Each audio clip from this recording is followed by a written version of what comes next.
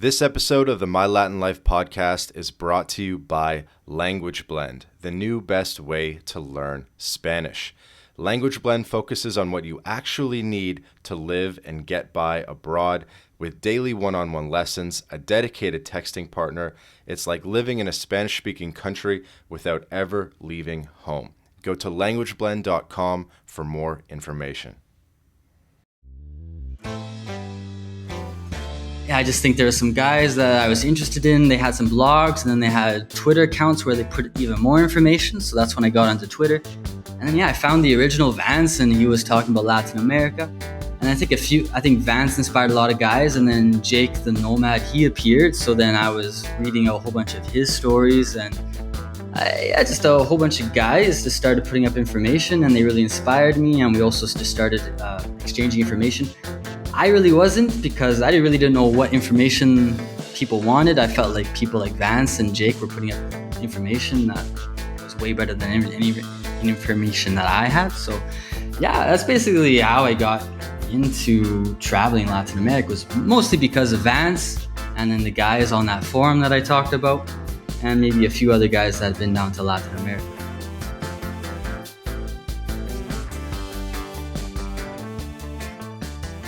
Welcome back to the My Latin Life podcast. Since 2014, My Latin Life has been your trusted guide to traveling and living in Latin America. My guest today is Profe Kyle. He is a Canadian English teacher for the Spanish-speaking market. He has 150,000 subscribers on YouTube. So, Mr. Profe Kyle, welcome to the podcast. Oh, thank you. Thank you, Vance, for having me on the podcast. It's a pleasure to be here with you and to anybody else who's listening. Absolutely. And for the audience that is listening, apologies if I sound a bit groggy. It's like 8 a.m. for me in Mexico, Pacific Coast, Mexico. You're what, like 4 hours ahead in Argentina? Yeah, I was looking up the time for you because, I woke up this morning too, and I was, just lazy Sunday morning doing stuff. And then I remembered at, 11 in the morning, oh yeah, you got that interview with Vance, so you make sure you don't forget about it. So I was looking up the time in Mexico, and I didn't know if you were in Mexico City or if you were in the Pacific Coast. So I was a bit worried that, and the time changed too, so I was worried that we were going to get our times mixed up. But I'm in Argentina right now, so the time currently is 1:18 in the afternoon in Buenos Aires. That's lovely. I think that's one of the low-key benefits about Argentina and Brazil is it's like 2 hours ahead of New York time. And so, if the markets open at 9:30, it's really 11:30. In Brazil, Argentina, it's like a nice sleep-in level. Well, I think it depends on your point of view, because I love waking up early, and at the same time, because I teach English, and my classes usually in Argentina, they end at 11:30 p.m. Mondays to Thursdays. So basically, I'm not going to bed until 12:30, 1 in the morning. And I like my 8 hours of sleep, and it's very, very difficult to wake up early if you're going to bed at 1 in the morning. So I think, if you're a trader, there's a benefit of Argentina is the time difference. But if you're somebody else like myself who has a schedule like I do, then I always feel like crap when I wake up at 9:30 in the morning or 10 in the morning. I feel like I'm lazy and I need to be doing something already for 3 hours. Mm. So tell us a little bit more about what you have going on. So you have the YouTube channel, which has been around for many years now, and you're giving like private one-on-one lessons as well, or group lessons, or give us like the span of activities that you do. Mm-hmm. Well, maybe I could talk a little bit about my story quick. I could talk about that for sure. But I began going to Latin America. Well, my first time in Latin America was 2015. And I just graduated university. Well, I guess I hadn't just graduated university. I graduated in, I think, 2012. And during that time, I worked as a Where'd you go, by the way? Just curious. Oh, yeah. I went to my first trip. No, sorry. What university did you go to? University. Yeah. Oh, yeah. I know that Vance likes to keep things private, but everybody knows my face, so I can't really keep myself too anonymous. But in my case, I'm an open book. I can't hide from anybody. So I went to the University of British Columbia in Vancouver. I was there for 4.5 years and really dumb, but I'm from the countryside in Canada and I was always just the smartest kid in my class. And in a way, I got my brain washed by my teachers and my parents because nobody else in my family had ever gone to university. And they just told me, oh, you're smart, you got to go to university. And at the end of my high school, yeah, at the end of high school, I was trying to figure out what to study. And I got into politics at the time. I was reading books about Justin Trudeau, Canadian. Well, yeah, yeah. I think Vance knows about Justin, not Justin Trudeau. Sorry, his father, Pierre Trudeau. So I was reading about Pierre Trudeau. I was a bit of a socialist back then as well. So I was reading biographies about Che Guevara, Fidel Castro, all that stuff. And so I was just really into politics, and my math grades weren't that great. So I didn't really think I could go into architecture or engineering. So, and at that time, of course, in the Canadian American culture, they're always just talking about follow your passion, follow your dreams, which, of course, for guys on Do an this arts side, degree. yeah, exactly. So that's what happened. I decided I love politics. I'm going to study political science. And one day I'm going to become an ambassador for Canada somewhere in the world. I'm going to speak many languages. Everything's going to turn out okay. And my mother, bless her soul, beautiful woman, maybe not classical school smart lady, but when it comes to street smarts and intuition, she definitely has it. She would keep on asking me, are you sure you want to study political science? What kind of a job is there after political science? And I just kept on telling her, Mom, you don't understand. I'm passionate about this. If I have passion, then everything's going to work out. I'm going to be successful. Fast Nice. So forward. political science, Yeah. UBC. Yeah. So I was gonna about to do the fast forward for you. Do we? Yeah. Go for it. Go for it. Yeah. So, yeah, fast forward 4.5 years. Typical humanities graduate working as a waiter, bartender in a restaurant.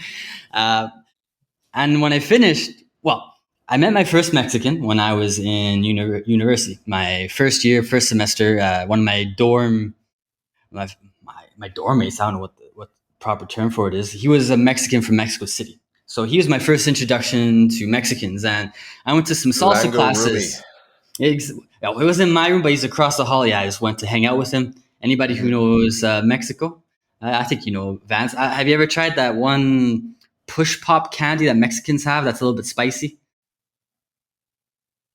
It's kind of like Uh, tamarindo. If you haven't yeah. tried it, you should There's a try. bunch. There's a bunch of Yeah, yeah. similar ones, but yeah, yeah. Yeah. So anyway, I think that was the first thing that got me a little bit hooked on Latino culture, Mexican culture in this case, was that he let me try his tamarindo spicy push pop candy. And I was like, oh, this is really exotic. And then from there, we just kept on talking to each other. We would go to taquerias in Vancouver. And then I was taking salsa classes at the university. And that's where I met my first girlfriend, who was also Chilanga. She was a Mexican. So basically, I was with her for 3 years.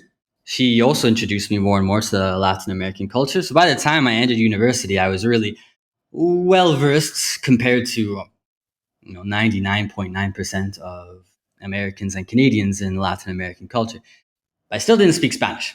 So after I finished university, my goal was I want to study architecture.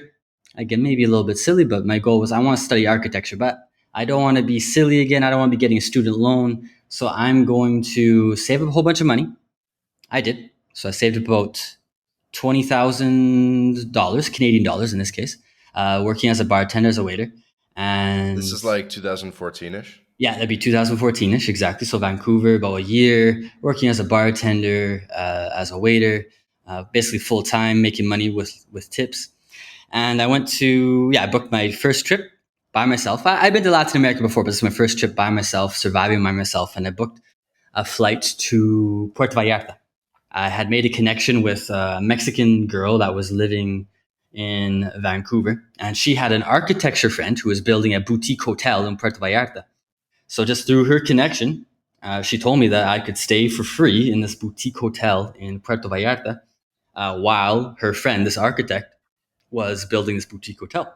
So I said, okay, yeah, I'm gonna go. I'm gonna live the gringo dream of just being lazy on the beach, drinking Coronas, and flirting with girls that I see on the beach on the boardwalk.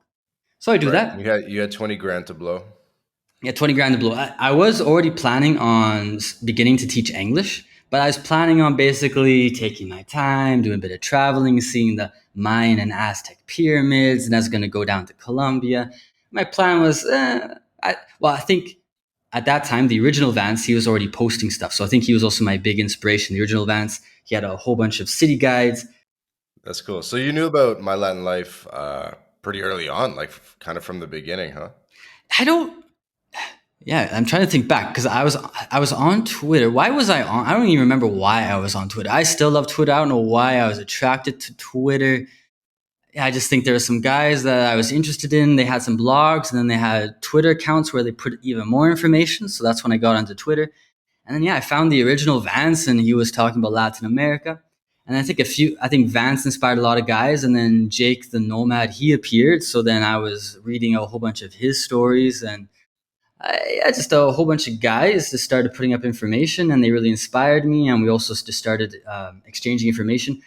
I really wasn't because I really didn't know what information people wanted. I felt like people like Vance and Jake were putting up information that was way better than any information that I had. So yeah, that's basically how I got into traveling Latin America, was mostly because of Vance and then the guys on that forum that I talked about, and maybe a few other guys that had been down to Latin America. That's awesome. I guess things kind of came full circle, and now you're guesting on the My Latin Life podcast many years Mhm. later. Yeah, exactly. Yeah, it was destiny. It was destiny. That's what God set out for me. So I imagine you did like a lot of odd jobs and stuff along the way until you kind of found your niche. But just to kind of give us the condensed version of that, how did you start the teaching English thing, and how did you get started on YouTube, and how long did it take to sort of build the snowball and build the momentum where you said like, okay, this is going to kind of work long term? Yeah. So basically, I went on to Latin America. I knew I wanted to start working eventually. Yeah, as I told you guys, I I went to the beach, but I'm not really much of a beach person. I'm from Alberta, Canada. There's no beaches. I was convinced by other people that live in, Florida, California, that the best thing in the world is a beach. But I listened to the interview that you did with Stakes is High about, Hmm. living in Florianopolis. Yeah, I completely agree with him. Same sentiment. Just when I'm at the beach, I feel like I don't get any work done. I feel lazy, and I guess as a descendant of Protestant Canadians that worked a farm after moving to Canada from Sweden and Norway. I don't really understand the point of drinking a beer on the beach. I understand for other guys it's different, but for me, I was incredibly bored. So I packed my bags after a week, even though I had free rent in Puerto Vallarta, which for many people would be the dream situation. And I went to Guadalajara. I said, I don't care if I have enough money to blow on alcohol and partying. I'm just bored. So went to Guadalajara and I got a job teaching English. Now at that, I went to Guadalajara and I guess that gringo hard work. I just started knocking on doors. I would go onto Google, look up English institutes, and I would just hello, well, in Spanish, of course. Like, I'm a Canadian. I'm here in Guadalajara. I'm interested in teaching English. I'm wondering if there's any way that I could, start getting experience. And a lot of them just blew me off. I think I probably went to, I'm gonna say, 7 different institutes, and yeah, they all blew me off until I went to one institute called. Maybe I shouldn't say the name. I guess I'll keep it anonymous. But it was basically a Canadian English learning center. I'll say that it's not the real name, but basically it was a Canadian uh, English teaching institute. So went there. They gave me a job as under the table, so they paid me under the table. And my bosses there were basically one old, grumpy but funny. I think it was American guy, and his subordinate was this farmer from Indiana who didn't speak any Spanish, even though he'd been living in Guadalajara for 3 or 4 years. So just a strange assortment of tapatios and gringos at that institute. And I think I was making 50 pesos per hour. I can't remember. It was a really, really low salary. But at that point, I had enough money to spend and I just wanted work experience and I wanted something to do because I was just bored, sitting around doing nothing. So that's how I started teaching English. Went down to Colombia. I wanted to be more professional. So I took the CELTA CELTA certificate program in International House in Bogota. At that time, it was in La Candelaria, one of the nicest buildings in Candelaria. Now it's moved to a different part of Bogota. So I did that program for 1 month. It was really intense. Basically, taught me the basics of teaching English in a professional way. But before that, I was in Cartagena because there was a girl that I was seeing. So I'd been in Cartagena for I think 2 weeks before going to Bogota and doing the program, and I really liked her. Uh, I guess she opened my eyes to basically how a woman should treat a man. Maybe some people don't like how that's said. I think the guys that listen to this will understand what I'm talking about, but maybe for somebody who's a follower of mine, they might think, "What do you mean by that?" But just Latinas know how to treat men, so she'd really opened my eyes to basically making me feel like I'm worth something. I didn't really feel like I was worth something when I was in Canada and the United States. And because of her, she was just graduating from university, and she took me to a university and she introduced me to the director of the English language program at the university. And I told him, "Hey, I'm Canadian." He was also Canadian. And he told me, "After you finish your CELTA program, if you want a job, I can probably get you a job here at the university." Now, I think a lot of guys on Twitter that follow you, Vance, they know that Cartagena isn't the dream city that many people in the past have made it out to be. So I kind of knew that back in 2015 that, oh my God, this city is chaotic. This city is hot. They say that there's lots of parties, but I go downtown and it's just full of prostitutes. I really don't know where these parties are. I wasn't a huge fan of the city. I was a huge fan of the girl that was in the city that was, you know, showing me around and basically making me feel good about myself. But besides that, I really didn't like the city. So my plan wasn't to go back to Cartagena, but I really couldn't find a good paying job at that time relative to the wage I was expecting in Colombia. So the best paying job I could find was at this university. So I signed a contract actually as a volunteer. So technically, volunteers should be being paid uh, very little. But it's kind of funny that a volunteer teaching English was making more money than most English teachers could make in Colombia. So yeah, I did that for 10 months, basically, I think 2 semesters at the university as a private university in Cartagena. Now, Cartagena, as I just said, is chaotic. It's crazy. If you go outside the walled city, it's just, yeah. If you've ever been outside the walled city in Cartagena, you know what I'm talking about. But it's just chaos. It's hot, noisy, and I was taking the buseta. The busetas are the really small buses that are on the coast of Colombia. So I was taking the buseta every day to go to and from work. And there's always these stories about these young costeño kids that would just come onto the bus with a knife and steal everybody's cell phone. So I was every day going to and from work just thinking that this could be the day that some young kid comes on with a knife and starts robbing people. You never really felt safe. So I liked the teaching. I liked the atmosphere of teaching at the university. I liked my students, but I didn't want to be in Cartagena and I didn't want to be dealing with that level of insecurity anymore. So I told myself, you're going to go back to Canada. You're going to, try to find some way to make money online so that you can live in nice neighborhoods in Latin America. Because I love Latin America, but I did not want to be living in Estrato dos, of a Colombian city, for example, Can I because ask a it's quick horrible. question about the estratos? Yeah. I'll show my lack of knowledge here, but how Yeah. are the stratos just in Medellin or in Bogota, or It's is it like really every city in Colombia follows the same pattern? I believe it's all Colombian cities. I think it's a nationwide system. I think you understand how it works, Vance. Just basically they're trying to subsidize poor people so they don't have to pay as much for electricity and stuff like that. But I think nowadays it's also a tool that Colombians use to basically define who is upper class, who is middle class, who is lower class. Yeah, it's kind of in a way the caste system that the conquistadors implemented in Latin America more or less disappeared, but with this estrato system, it's kind of like it still exists in Mhm. a way. I never hear the estrato system mentioned when it comes to the coast. I always kind of hear it with like Medellin and like mountainous places. I don't know why. Yeah, no, I'm pretty sure it's in Cartagena. Like it's been a long time since I lived in Cartagena, but I remember when I was looking for a place to live when I got that contract. Uh, I just remember hearing, okay, like this neighborhood is a Strato Cuatro, and it's in between these two neighborhoods, which are Strato Dos and Strato Uno. So just make sure you don't go outside the neighborhood because it's a little bit dangerous. So yeah, I'm pretty in Cartagena at least. They had a Stratos because when I was looking for apartments, they would always talk about. Uh, Stratos with Yeah. the neighborhoods. Yeah. Yeah, fair enough. Mhm. Sorry, Yeah. sidetracked you a bit.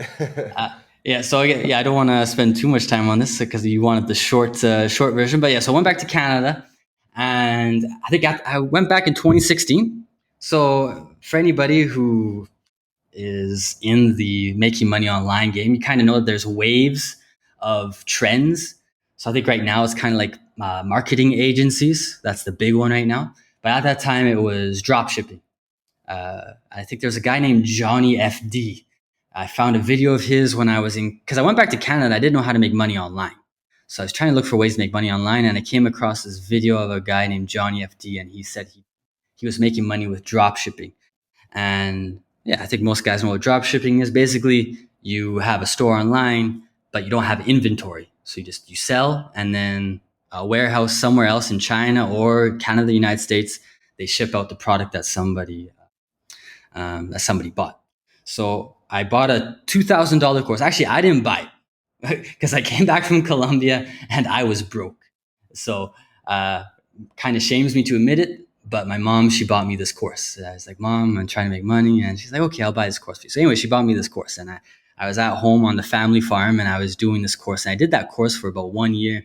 At first my first store was selling poker tables, drop shipping style. It was a good introduction to business. I had to call suppliers. I had to call FedEx for shipping, and I learned a whole bunch of things about how businesses actually work. So I never really made any money with drop shipping, but at the same time, I learned how a business works. So my first business was was selling poker tables, and then I tried a second business with another guy named Kyle from California selling Western horse supplies online. That didn't work out very well either.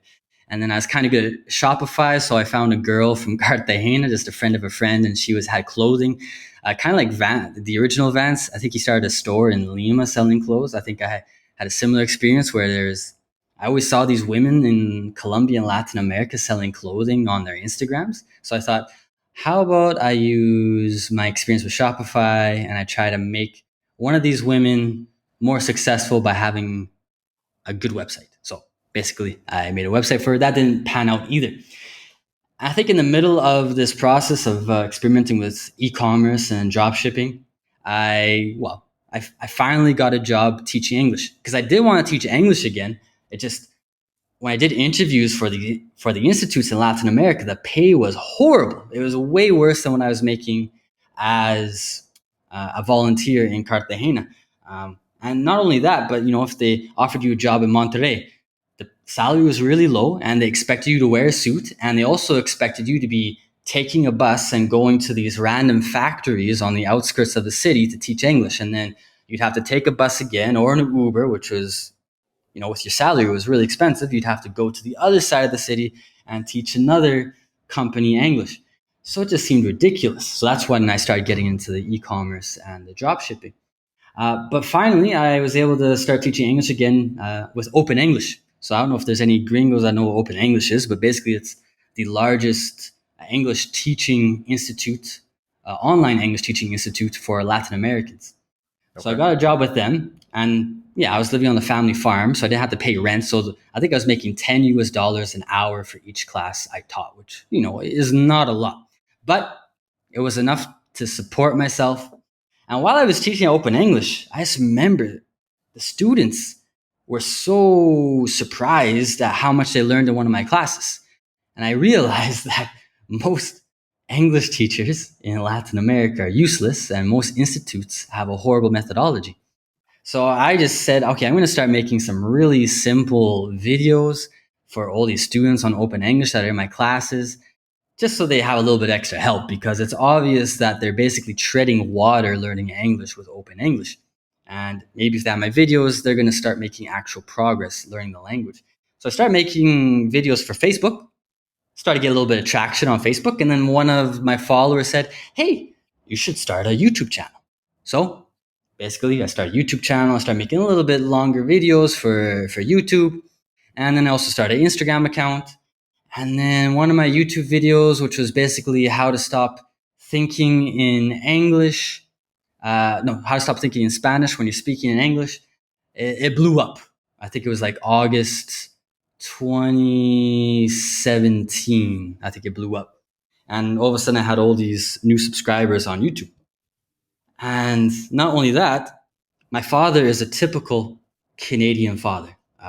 I'm not too sure about you, Vance, or the other guys listen to this, but I think gringo fathers are famous for not having a great connection with their kids. And my father, I never really had a good connection with him. He never really told me if I was doing something good, if I was doing something bad. He never punished me, but at the same time, he never gave me any love, any support. So basically, everything I learned as a man, I learned basically from other guys on Twitter and social media. Whether that's good, whether that's bad, it's this kind of situation right now for a lot of gringo guys.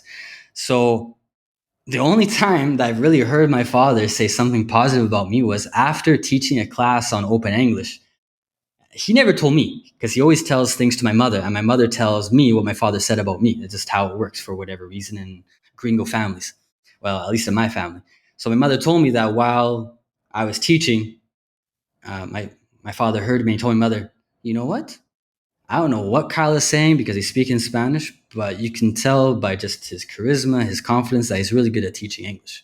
So it's the first time that my father had ever told me that I was good at anything in my life. So because of that, because of my one video blowing up on YouTube, and just it seemed like there was a niche, there was a market for Latinos who basically want to learn English well. I, I put aside all the e-commerce, all the drop shipping, and I told myself I'm putting all my energy into teaching English and building courses for Latinos. And so And what that's year what was this that you really started putting all your energy I, th- into it? I think that would be, I think 27, I think 2017. Like 2017 was the year where I really just said, yeah, no more getting sidetracked with drop shipping or other get rich quick schemes that Ty Lopez or somebody else is marketing on YouTube. You're Mm. just going to focus on teaching English, creating courses, and having the best methodology for Spanish speakers who want to learn English. And yeah, I think that's more or less my condensed version. And just over time, I've gained followers. I'm not the most popular guy that teaches English on YouTube, Instagram, or Facebook because I'm a little bit serious. The original Vance, he kind of made fun of. And I think a lot of the guys that listen to these podcasts, they kind of know the guys that I'm going to be referring to right now. But those gringos that go down to Mexico become the Mexican gringo. Those gringos that go down to Colombia become the Colombian gringo. Hmm. I'm not as popular as those guys, but at the same time, I don't like to lie. And I think a lot of guys agree that those guys, lie about saying, oh, Mexico is a perfect country. And oh, anything bad that gringos say about Mexico is pure racism. I don't know if I completely agree with that. So I think because I'm a little bit serious, I don't smile as much. I always get Latinos telling me, Profe, you need to smile more. Latinas like it when men smile. I'm Canadian. I'm not born to have a fake smile on my face. So I got to be a little bit serious. But yeah, so over time, just with hard work and posting content basically every week and teaching group classes, and then eventually having my own self-learning courses. Yeah, I built up my audience. I built up my brand. I built up my company. Uh, I wanted to be more successful. I'm definitely not as successful as a lot of guys that I follow on Twitter, but at the same time, I try not to get distracted with you know with with people who are doing better than me. I guess one example, actually, I remember uh, when I started doing this, Jake was struggling at the time. I think at that time he had a selling gringo apparel for gringos that like Latin America, and like I know he was struggling too. And then all of a sudden Really? I he haven't seen this apparel. Oh yeah, man. well, I don't know if you want. I don't know if he doesn't want to talk about it, or if he does want to talk about it. But I just remember, I think it was like 2017 or something. Like that was during his, you know, just getting by phase in Latin America, living in hostels or whatnot. And yeah, I think he started like a website or selling T-shirts basically for gringos that had like, the gringo culture that we share on Twitter all the time, but having apparel for it. And I remember he was struggling too. And then he blew up, I think, in like something. I don't think he's ever talked about what blew up for him, but something blew up for him and he got a whole bunch of success. So obviously, sometimes it's hard for me because I know there's other guys that were in the same situation as me, 6 years ago, and now they're doing very well. They're buying apartments, they have second citizenships, and all this stuff. And then there's me. I just keep on telling myself, okay, you have an audience, check. All right, you're making money, check. You just got to find a way to scale. So I think that's my biggest problem right now is just finding ways to scale the company and try to help as many Latinos as possible. But it's the market that was originally a market that didn't really have that many options is now a market with which has a whole bunch of different people teaching English.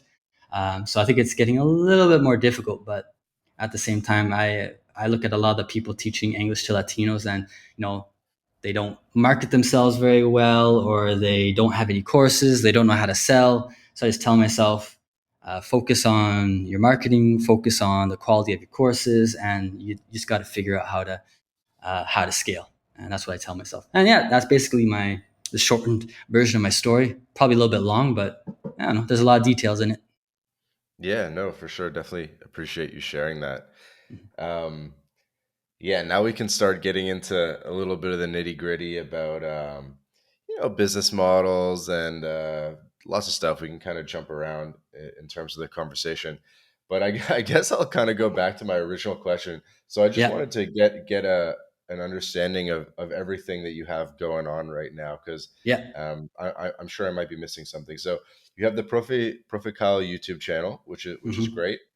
yeah. You have courses. You have multiple courses. Are they all under the Profe Kyle name and on your website?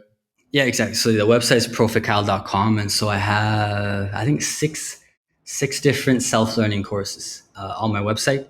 And then basically to support myself, because just selling self-learning courses, I still haven't figured out how to support myself completely, just Yeah, selling probably a lot those. of ups and downs on that. And then yeah, so Yeah. what else? Yeah. So basically to support myself while I live in Latin America and as I keep figuring things out, I have the group classes. So I teach basically, I have three different groups of people, of students. So right now I have I have 27 students that I teach in group classes. So I have six classes every week that I teach, and that basically supports myself while I'm developing everything else in the business. Sweet. And is that like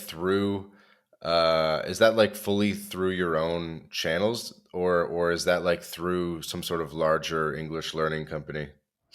No, I think like another big influence for me, and I think a lot of guys that listen to you and a lot of guys in Latin America was that one book called Sovereign Individual. Yep. And for me, I guess as I don't know, I think we're classical gringos where for us the biggest thing is freedom, and I don't want to be dependent on one platform in order to make money. And like for example, the one common platform that a lot of guys use for e-commerce, and I don't think it's a bad thing, is ClickFunnels. But back when I first started, it was really expensive. I think you had to pay like $150 per month for ClickFunnels, and I thought, I'm not making enough money for ClickFunnels.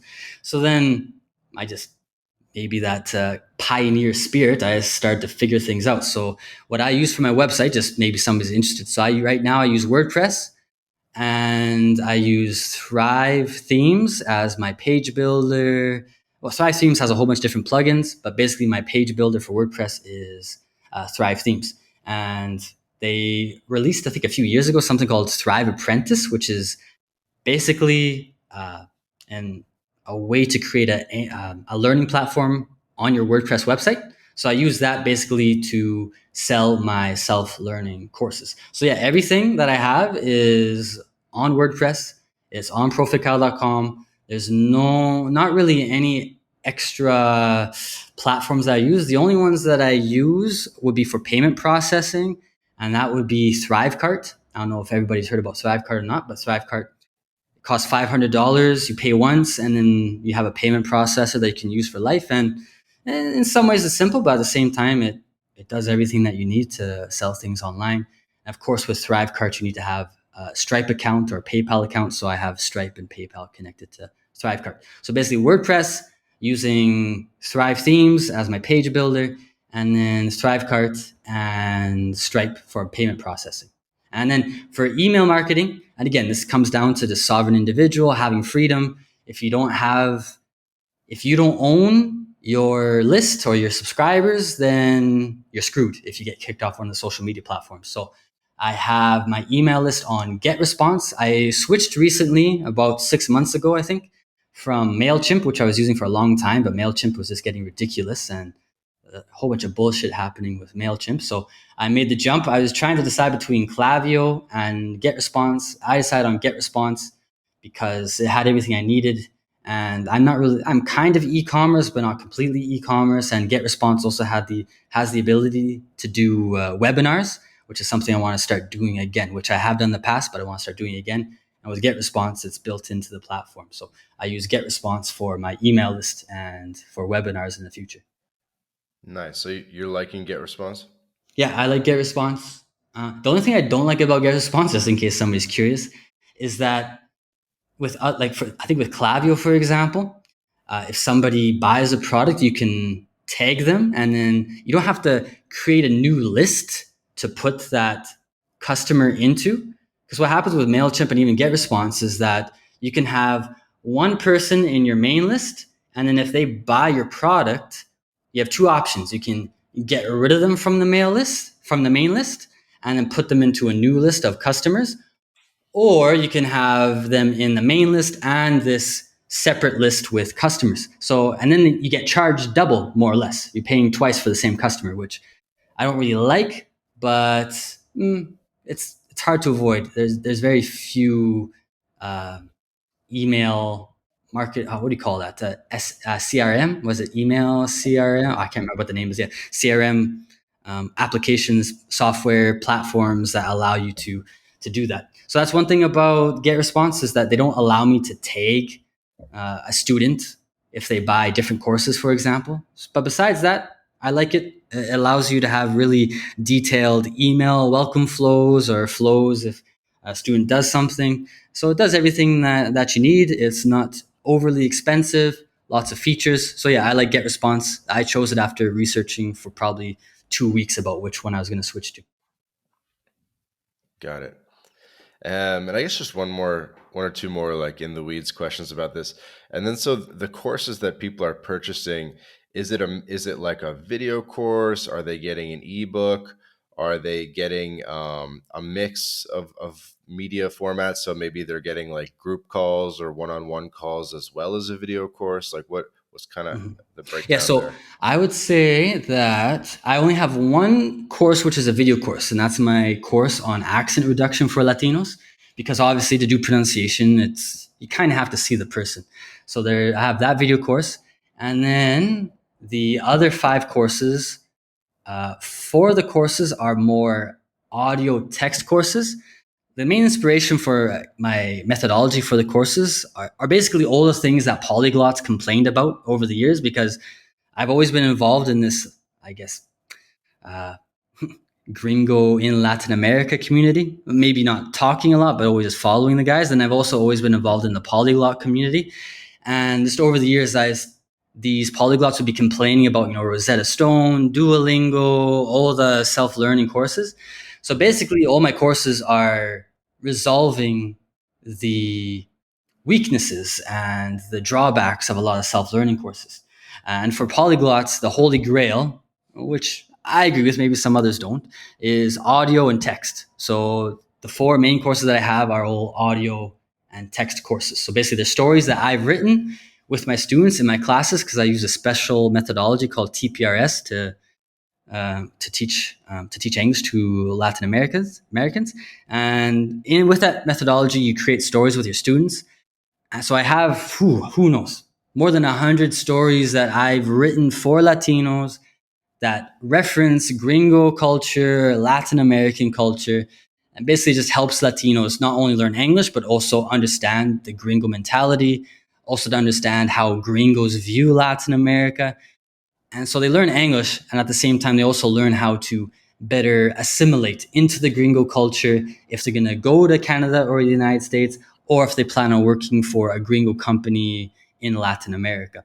So yeah, my courses are so one video course, four courses which are audio text, and then one course which is very new, which is just an audio course, which teaches the very basics of grammar, more or less. Nice. And so they're buying it basically through like a Thrivecart checkout link, and then are you just like emailing it to them, or do you have it hosted on Kajabi or something? Yeah, so actually, that was the one frustrating thing about WordPress is that it's a little bit difficult to post PDFs. So for the stories, the texts that I have, they're PDFs. And with Thinkific, for example, right now I see a lot of guys are using Podia. Um, and I think there you can also upload. Actually, no, I used Podia for 1 year. Maybe they've changed, but when I was using it, they could only download the PDF. They couldn't actually see the PDF on the platform. So actually, it's kind of hard. There's very few platforms. I think Thinkific, Learn Worlds is another platform where they do allow you to basically embed the PDF directly on the platform. But on WordPress, for the longest time, I couldn't find a solution for letting my students see the PDF directly on the website. But I think 2 years ago, I finally found a plugin which allowed me to embed plugins directly onto the website. So the students, when they buy the course, what happens is they go into the student area, and it looks very similar. If I'm pretty sure everybody who's listening to this has done some sort of self-learning course on Thinkific or Podia, something like that. Similar thing. You have a table of contents. You click on the link, it opens up the page that has the contents. You watch the video, you listen to the audio, or you read the text, and then you click go to the next lesson. So same thing. Students buy the course, they go into the course, and they can basically see the PDF on the screen. I use SoundCloud to embed audio. So I upload my audio to SoundCloud.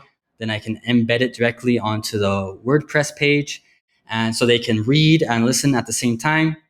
And then I also give them the option to download a zip file. And the zip file contains all the texts, all the materials, all the stories that are in the course. So they have a whole bunch of options.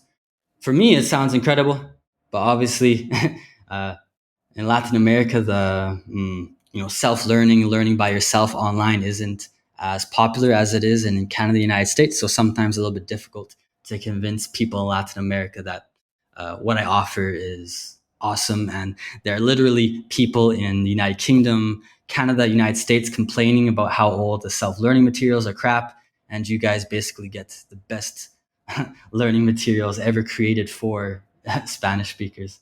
Hmm. And yeah, it's right on a platform, easy for you to download or use directly on the platform. Yeah, definitely makes sense. So, who is the target market for the courses? Is it more like professional class Latinos that are looking to move? Is it university students? Do you find that there's a particular demographic or like customer avatar that's more commonly investing in themselves and learning English? Mhm. Yeah, for sure. I would say, well, basically just over the years, I've realized who my target market is. When I first started, it was just, uploading videos to social media and seeing what would catch on. And actually, when I first started doing what I'm doing, my target market was basically young Latino men. I felt like lots of young Latino men, they had no parent, like not great role models in their life to get ahead in the world. So my target market was basically young Latino men. But just because of chance, for whatever reason, Latinas like me a lot more than Latino men. So in the beginning, it was more for young Latino men, and now I would say that I'm most popular with, I would say, young professionals between the age of 25 and 40.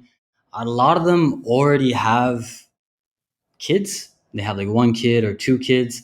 I have a few students and a few people who, don't have any kids, but yeah, most of them are either in a relationship, married, and married with kids, and they usually already have a job. I like, for example, my classes and also with my self-learning courses, I would say half of them are in Latin America still. Either they're planning to move to Gringolandia, as I like to call it, or They are planning to work for a gringo company in Latin America. And then, yeah, the other half are people who've already made it to Canada and the United States, and they're just frustrated with their reception with gringos. Hey, everybody. Hey, everybody. Quick break from the podcast to tell you about Language Blend, the best new way to learn Spanish. Language Blend was co-founded by Jake Nomad, friend of the podcast, decade of experience in Latin America. And Jake and his team, they put everything into this program that they wish they had in terms of how to level up quickly with your Spanish language skills.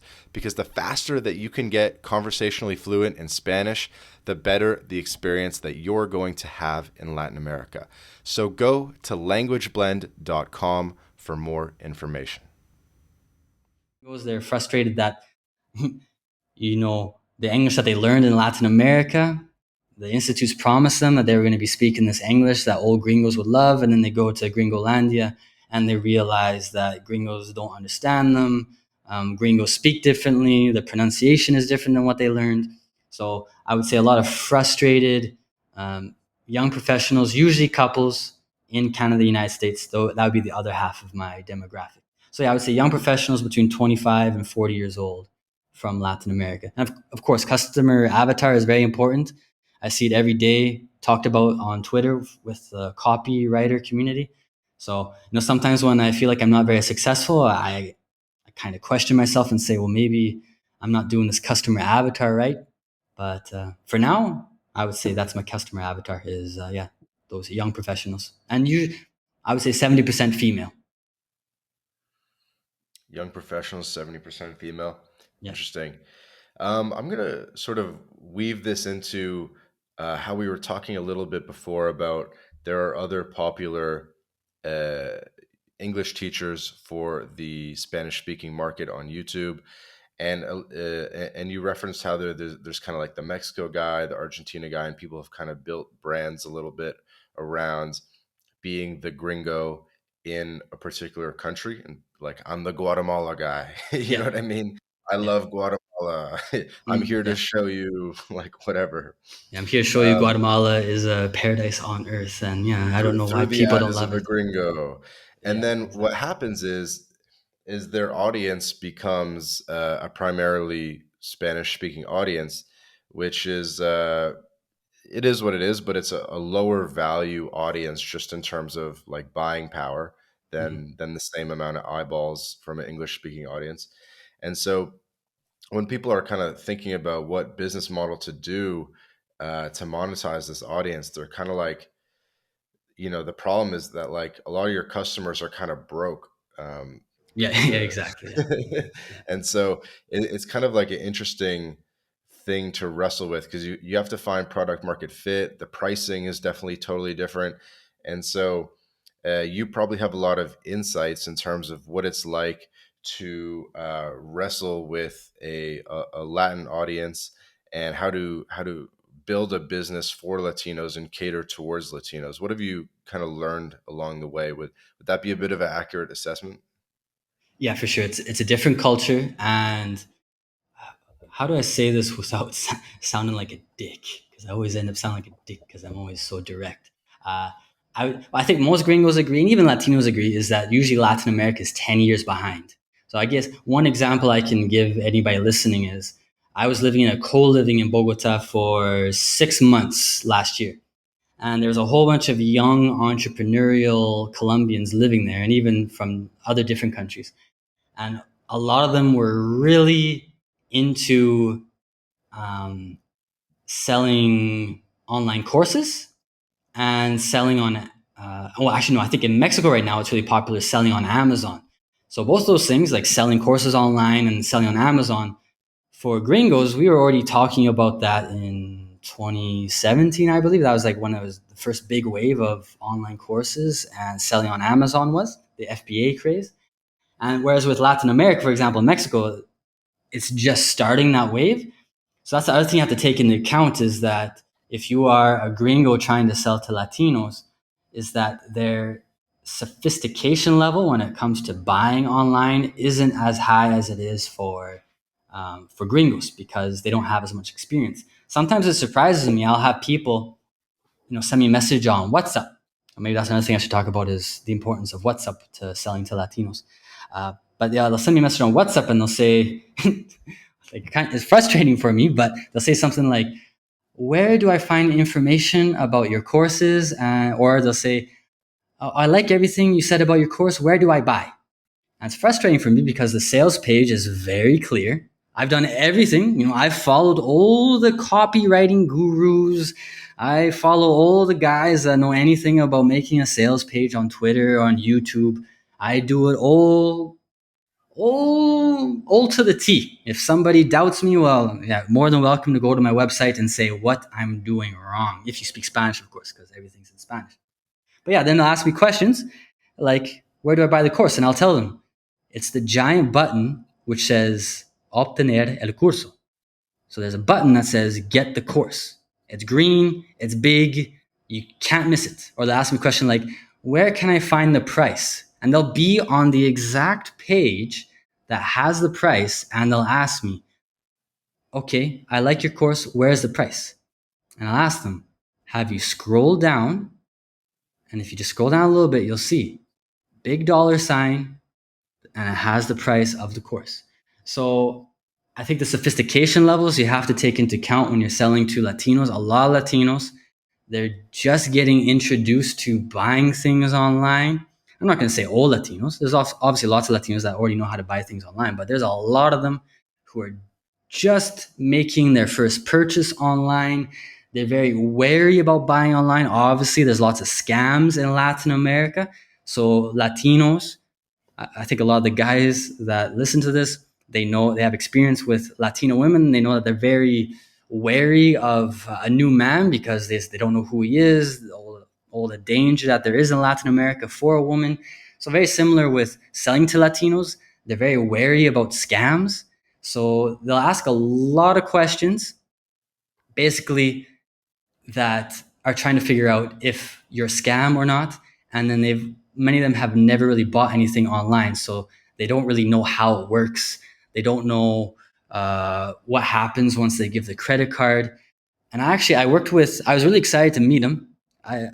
Maybe you'll do an interview with him in the future. You might know who he is. Jamie, I think Jamie Ramos. He's from Mexico. He lives in Monterrey. So Yeah, I yeah, did a few. we've met up in person. We Okay, met yeah. in Portugal. Okay, yeah. So yeah, I did a few copywriting consultation sessions with him because again, copywriting for gringos, there's lots of guys that teach copywriting, but copywriting in Latin America, there's very few people that do it and very few people who know how to do it. And for me, I haven't had as much success as I would like to have. So I always kind of think maybe there's something I'm doing that Latinos don't like. So when I finally found Jamie, probably in Spanish, the name is Jaime, uh, I was excited because I thought, well, here's a Latino. He's going to tell me what I'm doing wrong. And so, yeah, he definitely changed some things about my copy. But I remember one thing he told me when we were reviewing my email flow. He was telling me your emails are too long, and like you have all this information about how to buy, which buttons to press. And the thing is, yeah, people don't need this. They don't need it. And at the time, I agreed with him. I just said, okay, you're Jaime. I believe you. You're Latino. You're Mexican. You probably know more than I. But then, I still have these same questions. And just my own personal opinion, I believe if you're selling to a Latino market, you have to give step by step instructions. Yeah, maybe somebody like Jaime disagrees with me, but I find that if you don't give step by step instructions about how to do it, you're going to get a lot of confused people because for many of them, they've never bought something online before. So I would say that's probably my biggest challenge is just trying to keep my copy, my sales, my marketing as simple as possible, but at the same time, giving as many details as possible to avoid those typical questions of, oh, where do I buy it? Is it a monthly payment? Do I pay once? Uh, all the questions that you can usually find on a sales page. And for most gringos, they would just read all the information and they get the information. But for whatever reason, in Latin America, it's not as common for them or they're not used to it, reviewing all the information before asking a question. And then maybe just a last quick thing about Latinos in general. Yeah, Latino culture, it's more act first, then think, rather than think and then act.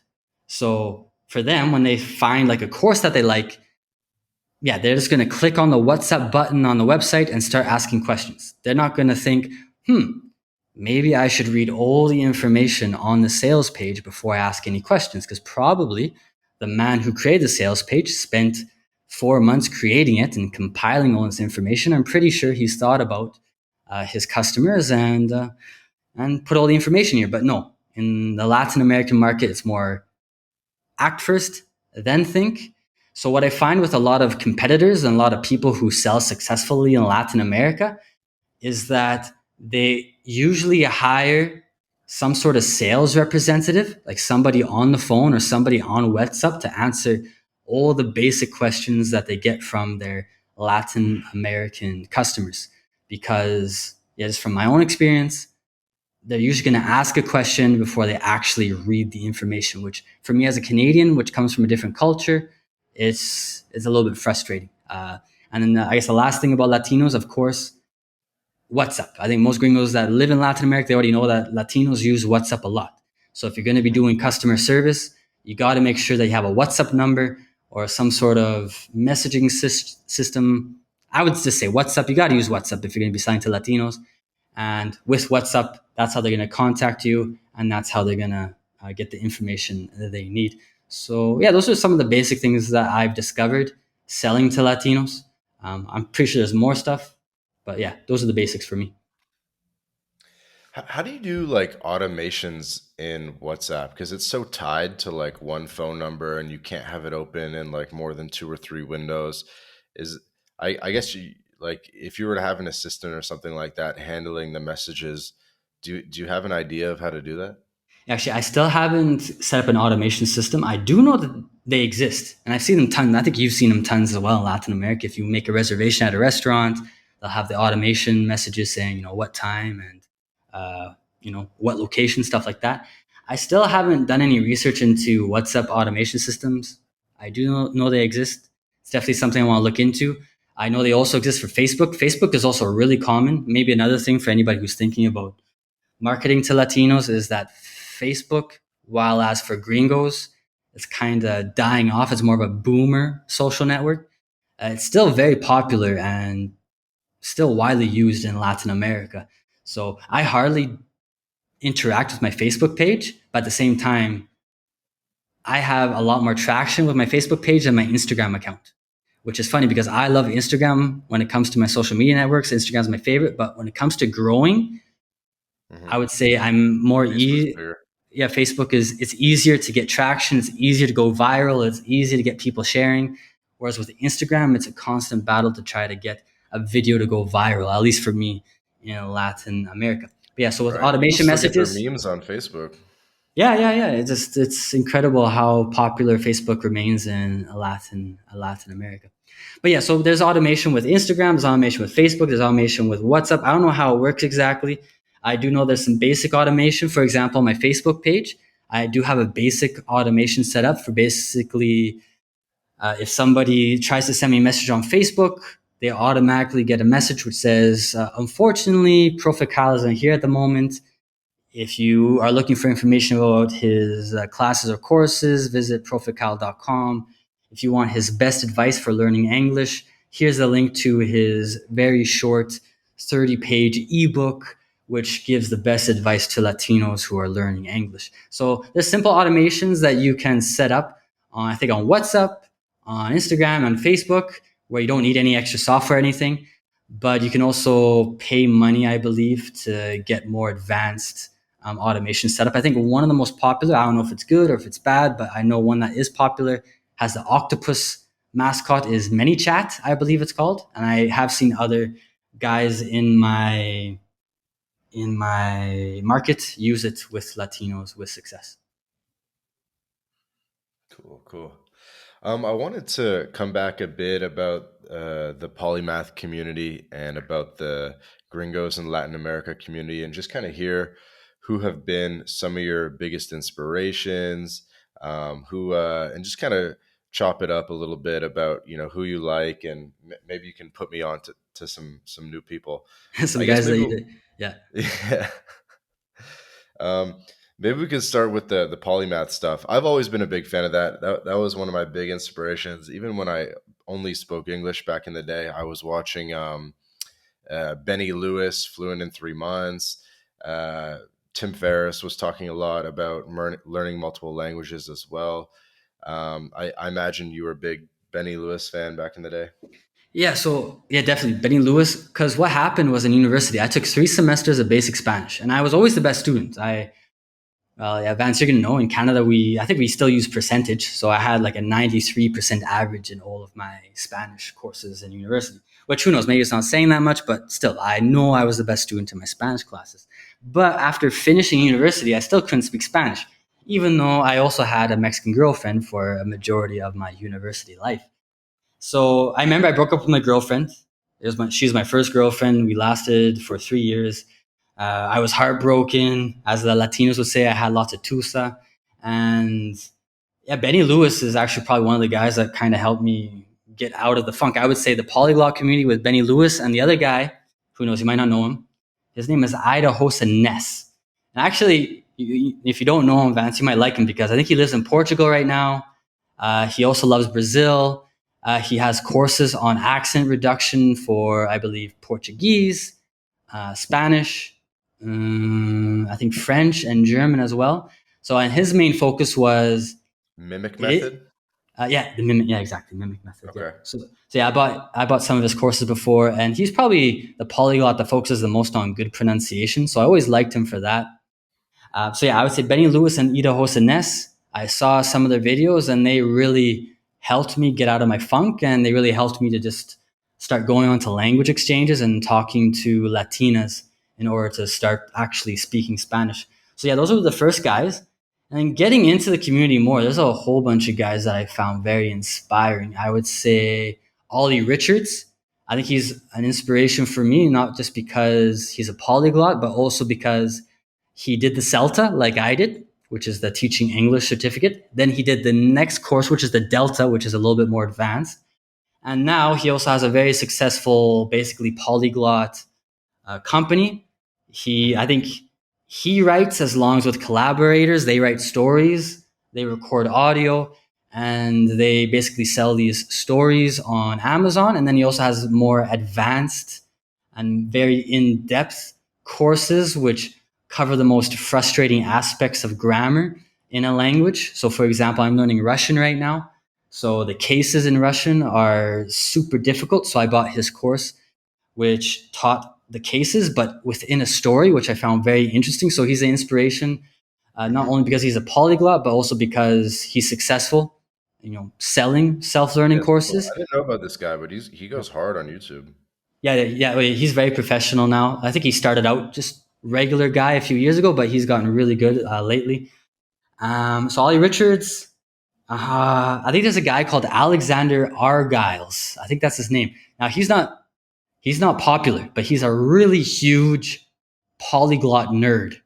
And he has a lot of really good videos. They're not super popular videos. They're really only popular with people who are really nerdy about learning languages.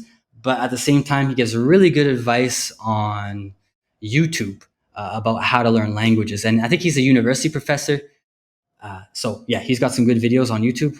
His name is difficult to spell. So if you're trying to look for it right now, you might I be think hard I to find. found him. I Okay, think I yeah. found him. Yeah, So anyway, it's Arguelles, the last yeah, name. exactly. So there's him.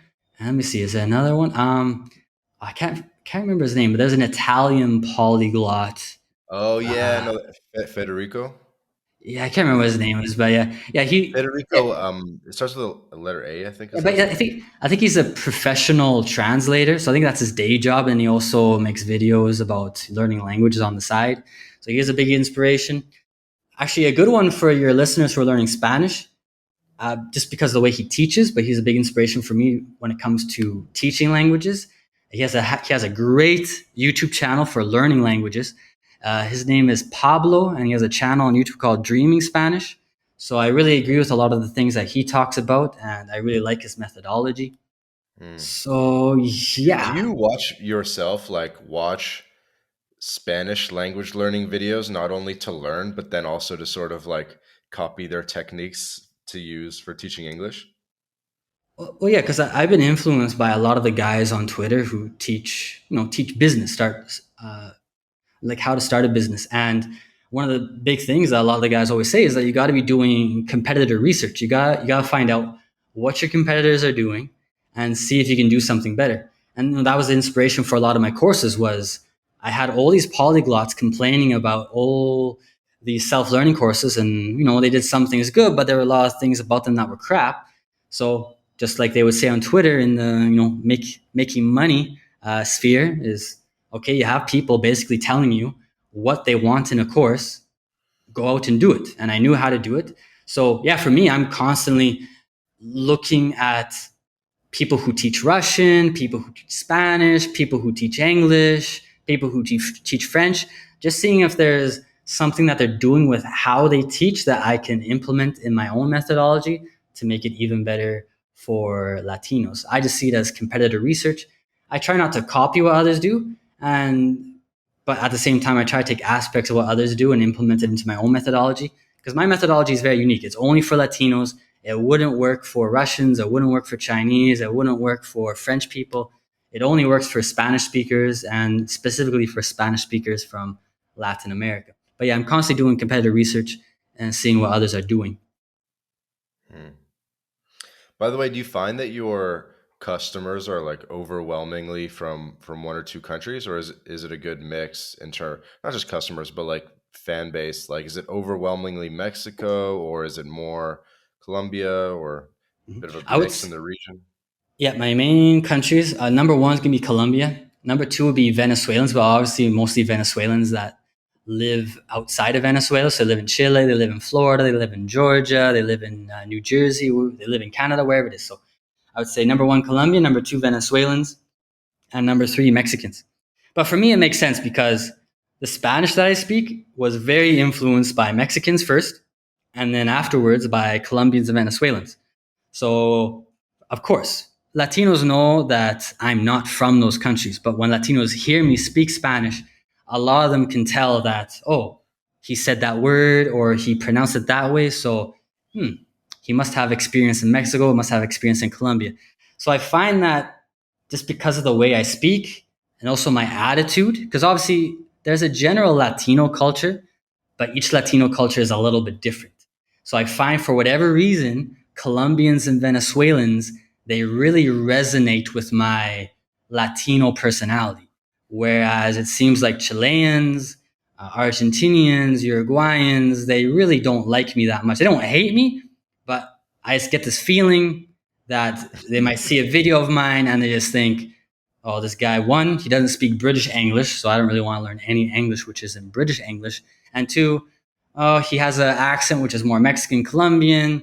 He doesn't really talk about us that much, so I prefer to learn from somebody who has more Chilean influence. And I have seen that. I've seen, English teachers who are really successful in the Argentina market just because one, they teach British English, and because two, they spend a lot of time in Argentina, or they are Argentinian, or they speak with an Argentinian accent.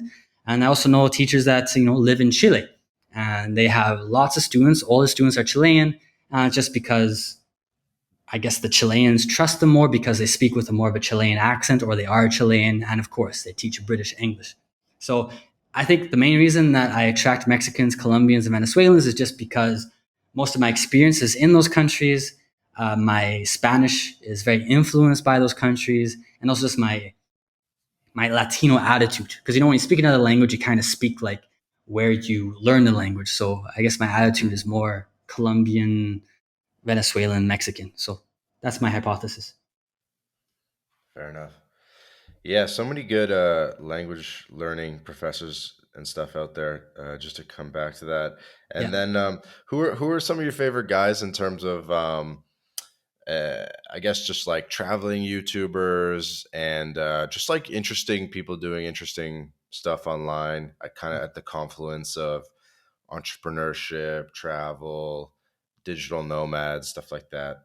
Yeah. Well, I think the only guy who kind of mixes it perfectly, it probably I would say Jake, because yeah, Jake talks a little bit about making money, maybe not a lot, but at the same time, he also talks about conquistando. Latin America. So I would say when it comes to a mixture, maybe the only one I really know that I can think of is Jake. But when it comes to just like pure traveling, of course, Vance was a huge inspiration and just somebody like to follow.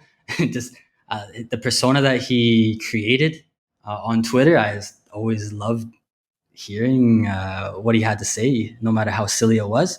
So I would say Vance, Scotian, of course, on the forum. I remember reading his stories, and also just as a Canadian, I knew where he was from. I also, well, I grew up basically where he works. So it's kind of interesting to hear somebody that was more from my culture talk about it, because I follow a lot of Americans, and for me, Canadians, Americans, were not that different. But at the same time, if somebody's Canadian, you can kind of connect with them a little bit more because they're just it's our culture. So Scotian was another one. I guess recently, in the last few years, another guy that I like watching on YouTube is Bald and Bankrupt.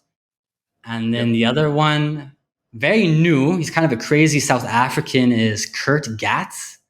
Yep. Yeah. So he kind of blew up. He just just kind of like your typical guy that doesn't know anything, but people like him. Like just kind of goes to a country, doesn't know diddly squat about the place, but walks around with a camera in his hand.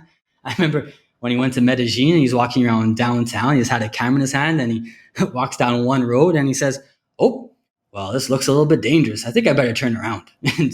Yeah, yeah, buddy. I know which part of Medellin you're in. Yeah, you better turn around because you can get robbed. So for me, it's always funny watching Kurt walk around Latin America, and you're always thinking, "Oh, I'm surprised this guy doesn't get robbed." And actually, Bald and Bankrupt, he's doing a trip from Peru to Venezuela right now, and he went to Bogota last week, and he's walking around Centro, downtown Bogota, with a camera in his hand. And I was just the entire video, I was thinking, "Oh, he's gonna get robbed any second now." Bogota is not the place you want to be walking around with a camera in your hand, but somehow he survived without getting stabbed or without getting robbed. So when it comes to like travel YouTubers, the only guys that I really like watching videos of are Bald and Bankrupt, Kurt Gatz. There's another guy, maybe not as well known by I guess the audience on Twitter, is I think his name is Sabbatical. I believe he's American. He doesn't really look, yeah, Sabbatical. I think it's Yeah, yeah, I S. think I've seen Yeah, this on YouTube. yeah, yeah, yeah. Like he just seems like a regular guy. Like he seems like a guy that should be working as a barista in Starbucks somewhere in the United States, but at the same time, like he doesn't really seem like a soy boy or anything like that. He looks like a soy boy, but he isn't a soy boy. And yeah, for me, he does interesting videos, very similar to Bald and Bankrupt and Kurt Gatz, where he just goes to a place. He's interested. I think he went to El Salvador a few weeks ago to find out if Bukele, what he's doing, is real or if it's fake news or Mhm. whatever. So Yeah, I that like popped his up on my videos too. timeline. I gotta watch Yeah. it though, but yeah, that popped up for me. Yeah, so those are some of the travel guys on YouTube that I follow. So yeah, those are the main ones. I would say Vans. I've been following Jake for a long time. Actually, I forgot. Yeah, Naughty Nomad. I would say I didn't follow him as much, but yeah, Naughty Nomad was another guy that yeah I was following a little bit. I like his yacht lifestyle and just sailing around. It seems like a dream. Where do you think things are going in terms of just like this online kind of like YouTuber space or the gringo and Latin America space? It's kind of like the confluence of um, a lot of different sort of industries at the same time. You have digital nomads, you have sort of language learners, you have all these sort of different groups and different formats, be it YouTube, be it Twitter, things like that. Do you have any idea of like where things are going and sort of a sense of the direction? I'm gonna say no, and I don't want to act like I know more than I do, because yeah, I would say every single week I'm confused. I'll give you some examples. For example, I would say last July, one of my videos on I started TikTok went viral. And I was like, oh, cool. All right. Like I got a whole bunch of followers on TikTok. Awesome. I'm just going to keep on making videos like this and I'm going to get a whole bunch of free traffic from TikTok. So I make similar videos. I'm still making more or less the same videos. And I've had like maybe, three, four other videos kind of go viral. But besides that, I'm getting maybe an average of 1,000 views per video, which, not bad, but it's not great. And then a few weeks later on Instagram, a different video. This is actually teaching Latinos how to say osea, because, gomelas, fresas, Latinas, they'll say osea, osea. So I was like, okay, this is how you say osea, like a fresa in Gringolandia. So I taught them like. For whatever reason, that video went viral on Instagram, but it didn't go viral on TikTok. And after spending maybe 3 years with, I think I had like 47,000 followers on Instagram. I was like 3 years kind of in Instagram purgatory. I wasn't gaining followers, and I was slowly bleeding followers on Instagram. Then all of a sudden, one video, I didn't do anything special in this video, nothing special. But for whatever reason, this video goes viral, and I go from, I think, 47 followers on Instagram all the way to 112,000 followers on Instagram. And I'm thinking, oh, finally, like Instagram has stopped with this bullshit, and they're finally going to push me to Latinos. Because that's one thing that's always been frustrating for me is I'll get Latinos when I'm in Latin America. They'll meet me for the first time, and the thing they'll tell me is, I'm surprised you don't have more followers. Like, your content is so good. You teach stuff that nobody else teaches. Mm-hmm. And I just kind of shake my head and say, I really have no answer. I don't know why. Like, I really have no clue. Because sometimes I'll see people on YouTube or social media that are in the same market as me. They'll create videos which are really, really lazy, or they'll have really bad Spanish. Because, sometimes I'll think, my Spanish isn't perfect. Maybe I'm not as successful because my Spanish isn't good. But then I'll see a gringo with way worse Spanish than me making videos like, hola a todos, hoy voy a enseñarte cómo decir adiós en inglés. I'm thinking, holy shit, that accent is horrible. But the guy has, 100,000 views on YouTube or 100,000 views on Instagram, and he's getting those views consistently. And that's the other thing too. On Twitter, I'll see, guys that are in Latin America, and they're giving advice on how to make TikTok videos or Instagram videos. They'll be saying, hey guys, you want to go viral on TikTok? This is what you got to do. And, I'm glad that they're giving out information, but just from my experience, I've tested out a lot of stuff. A lot of, going viral on social media, getting leads or getting views on social media. A lot of it just seems like luck. And there's some people that don't seem to get the luck, even though they're fantastic teachers, or they make, fantastically edited videos. And you really have no answers. You're doing pretty well. I mean, I didn't even realize you were this big on Instagram. So you have like 111,000 followers right now on Instagram. Yeah. And I'm just looking at it from my personal account, and I can see that like some Latina girls that I know are actually following you. Well, that's good to know. Yeah. I'm making inroads. But yeah. And you're putting out videos like pretty much every day, and they're doing like quite well, like 1,000+ likes and stuff like that. So yeah.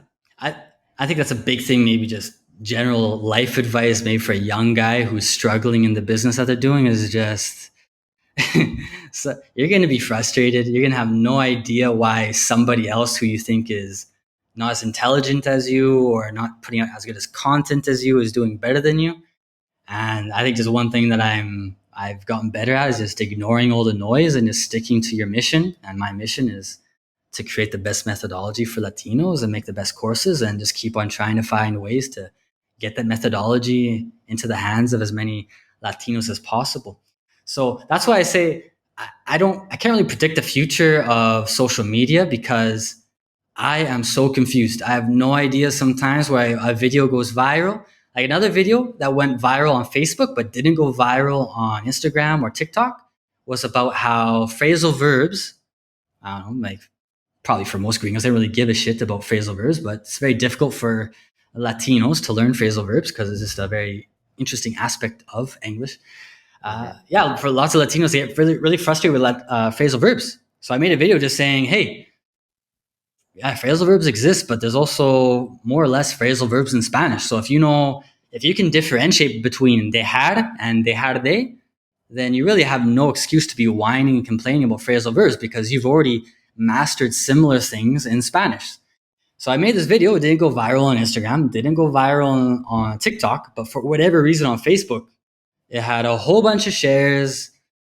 And I really like, I couldn't tell you, I couldn't tell you, I couldn't tell, some Twitter influencer who focuses on going viral on TikTok why it was successful. Obviously, if there's somebody who who focuses on going viral on YouTube, Instagram, TikTok that wants to look at my videos and try to tell me why one goes viral, one doesn't, I would love to hear. But I really have no answers as to how Instagram works. Obviously, on YouTube, you can have really well edited videos that can help you. There's ways to, script your videos so they become more successful. But I also know tons of guys who spend so much time into making great videos on YouTube and they never get any traction. So yeah, like I really don't know what to tell anybody about social media. But maybe one thing talking about, gringos in Latin America, Latinos in Gringolandia, just looking back at history, I just feel like geographically we're so close. I feel like eventually in 100 years, gringos and Latinos are going to keep on mixing and mixing. And who knows, there might be a new Spanglish language, which is spoken in Mexico. And that's kind of my guess is just Latinos and gringos are going to become more interconnected and the cultures are going to become more intertwined. And yeah, things are going to change because, Spanish is just the bastard son of Latin from the Romans. So I'm guessing that, uh, the Americas are going to have a bastard version of English Spanish in the future just because of the geographical proximity. And there's more people like me, like you, Latinos helping Latinos in Gringolandia. There's basically people connecting the two different cultures together. And, eventually there's going to be a synthesis between the cultures, I believe. I definitely think that Spanish and Portuguese should make like a concerted effort to like coalesce to or like unify towards one common language to sort of for a couple of reasons. I mean, for economic integration and then maybe be like a bigger superpower that can like go up against like China and India a little bit better, right? Because then you'd have, more like 800 million speakers, something like Yeah, that. exactly. And But you yeah. could do it like bit by bit because they have like official governing bodies that govern the language, right? Mhm. And so you just need these governing bodies to just like, I don't know, maybe like every 10 years to just bring together like 100 Oh, words at a time or I like, something like yeah, bit by bit. that. It's like the boiling the frog where they don't even notice that the language is changing, but it slowly changes.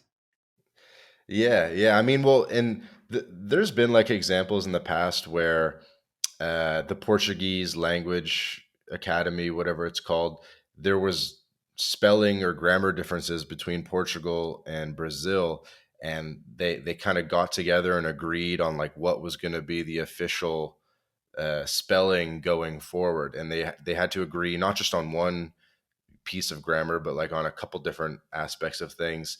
Like I think something was about accents too. It's easy enough to look up. I just don't know off the top of my head. Mhm. Um, Yeah.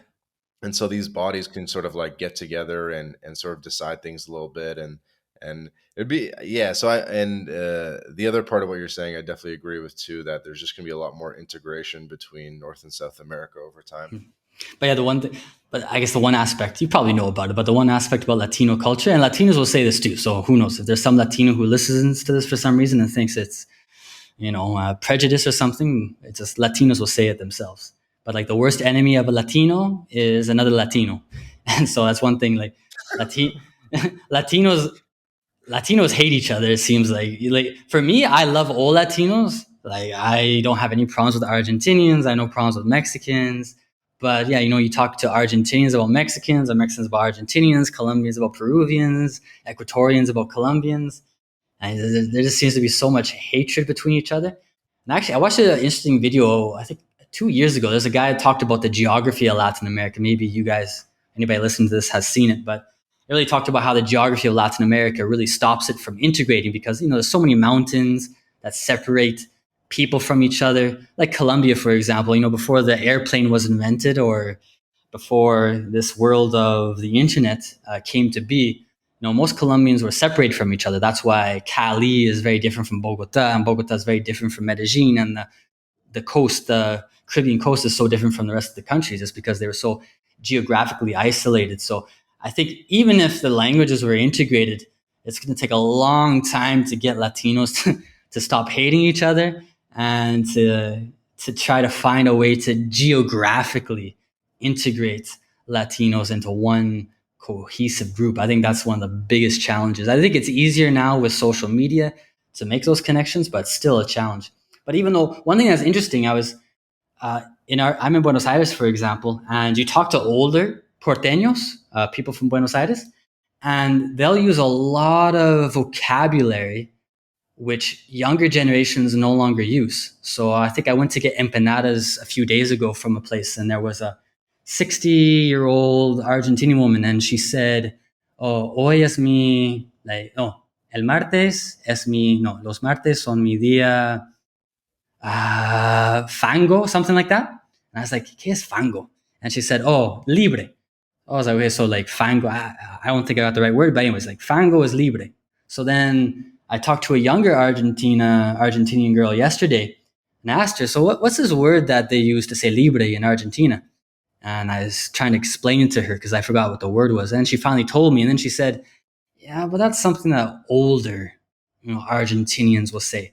And I am finding that it seems like the Spanish speaking Latinos, they're starting to really exchange vocabulary and they're starting to kind of integrate their Spanish into each other. So I think Mexico is probably the most culturally influential Latin American country, even though geographically is probably the most separated from, the Southern American, Latin American countries. But you find like a lot of Mexican words are starting to make their way to Colombia or even Argentina. So I think a possibility is, yeah, just like you're kind of saying, but in your case with the governing organizations, in my case, I'm saying more just Yeah, just stuff a more grassroots organic. change. Yeah. Yeah. Well, yeah, because they all watch each other's movies and novellas and stuff like that. Yeah, exactly. Yeah. So I think there'll be a grassroots change, and because of the internet, the dialects that are spoken, the different Music. vocabulary will kind of disappear. And yeah, because of reggaeton, for example, there'll be more and more Latinos speaking this more urban Spanish. And yeah, the old differences between the different dialects are maybe not completely disappear, but they're gonna become less accentuated. Yep, totally agree. We'll kind of start wrapping up because I do have a call actually in like 15 minutes. But Mhm. Profe Kyle, I would definitely appreciate your opinion on this because you're a longtime observer of the space. What would you like to see more of from My Latin Life and from other, I guess, creators in the, I guess, like Gringo in Latin America space or digital nomad space, for lack of a better term? I think no, actually, I think it's kind of funny. I think you guys are getting really professionalized. Like looking at you, looking at Jake, and I think Jake and you are probably the most professionalized, but just guys are getting smarter about how they, the content that they're putting out. And I think like the content that you're putting out really helps. I think Jake as well. It really helps those gringos who might have never thought about going to Latin America take that step and taking a plane to Mexico or Colombia or Brazil and just taking that first step. So like I like your content. At the same time, I know it is more focused towards like getting those guys that are scared of going to Latin America for whatever reason, or maybe just abandoning that gringo life. So I think what you guys are doing is really good. Maybe just for me personally, the things that I would like to see, I just like the details. So for me, I always like knowing the different foods that you can find. Like I'm always surprised. For example, the Colombian food isn't the greatest, but I'm constantly learning about new dishes which are in Colombia. So for me, I just like the little details. I know it's probably more profitable for Jake or yourself to talk about getting citizenship and stuff like that. Of course, I'm not successful enough to even start contemplating it, and I don't really know if I want to spend 6 months a year in Paraguay. Even it's not a bad country; I've been there before. But I guess just for me as a Latin American nerd, I always really like it when you guys, you, Vance, Jake, LatAm Papi, whoever it is, either they focus on the crazy stories that they have, their experiences with the culture, or just even talking about the little things like the drinks, the schedule, the dishes that Latinos have, because that always gives me more inspiration to keep on finding new things to try and to explore in the different countries that I go to. Yeah, little details, prices. Yeah, price is a big. Like for example, I want to go to Brazil. So obviously, there's lots of guys going to Brazil. I think I'm going to go either in a month or 2 months to Brazil for the first time. But I'm still a little bit confused about the prices. I don't know if it's the same as Colombian prices. I don't know if it's more expensive. I don't know if it's cheaper. I don't know if there's a difference between northern Brazil and southern Brazil with prices. So there's stuff like that. And of course, I would say Brazil is the most unknown of the Latin American countries. It's not as well explored as the other ones. But information like that, just knowing what do people drink in the morning, where are places to go if you want to get a beer, how much do groceries cost in general in the different cities or in different regions. Stuff like that I really appreciate, and it helps me plan out my trips. Sweet, sweet. Well, we'll definitely keep on doing what we're doing. Mhm. Uh, Profe Kyle, man, thank you for joining us for this episode. It was definitely a fun one, and it's always good to catch up with you. Um, I guess this would be the time in the episode where you could direct the audience to your website and just whatever stuff you want them to take Yeah. a look at. So of course, I don't really do anything for gringos. My main audience are Latinos, but if you're a gringo and you want to see what I do just because you're curious, yeah, all my social media is Profe Kyle, and my website is profekyle.com. So yeah, if you want to check it out, maybe there's something that you think you could give me some pointers on when it comes to social media or my email copy or my courses or whatever it is. Yeah, go ahead. Just put a comment, send me a message.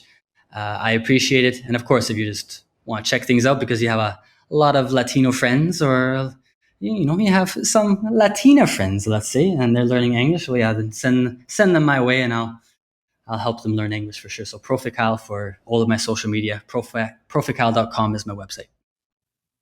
Sweet, man.